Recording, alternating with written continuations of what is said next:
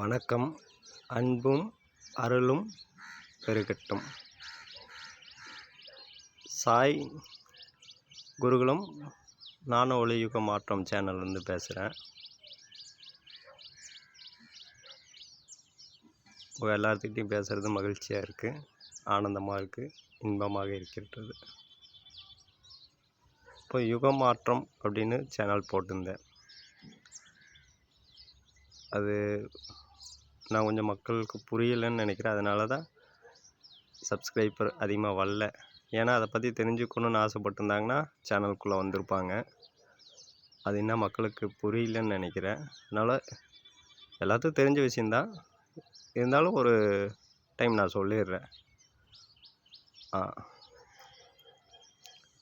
புதுயுக மாற்றம் அப்படிங்கிறது இங்கே யாரும் நம்ம நடத்துறது கிடையாது. இயற்கை அதுவாக மாறிட்டுருக்கு, மாறப்போகுது. இனி அதுக்கு ஒத்திசைவாக நம்ம எப்படி வாழணும் அப்படிங்கிறது தான் இங்கே நான் சொல்ல போகிறேன். யுக மாற்றம் அப்படிங்கிறதுல சொல்ல போகிறேன். இப்போ நமக்கெல்லாம் தெரிஞ்ச ஒரு விஷயந்தான் ஆன்மா.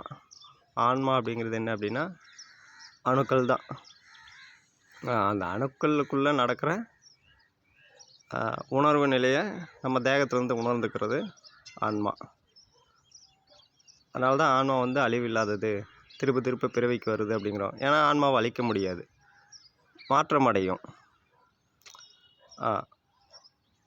அழிக்க முடியாது, மாற்றம் அடையும். இது எல்லாத்துக்கும் தெரிஞ்ச விஷயந்தான். அதனால தான் ஆன்மா திரும்ப பிறவிக்கு வருது அப்படின்னு சொல்கிறோம். அந்த பிறவி இல்லாத பெருவாழ்க்குள்ளே நுழையிறது தான் இந்த ஞானக்கல்வி. அழிவில்லை, அப்போ இப்படியாக தானே இருப்போம். அப்போ எப்படி இருப்போம்? அந்த பிரபஞ்ச பேரறிவு கூட கனெக்ட் ஆகிடுவோம்.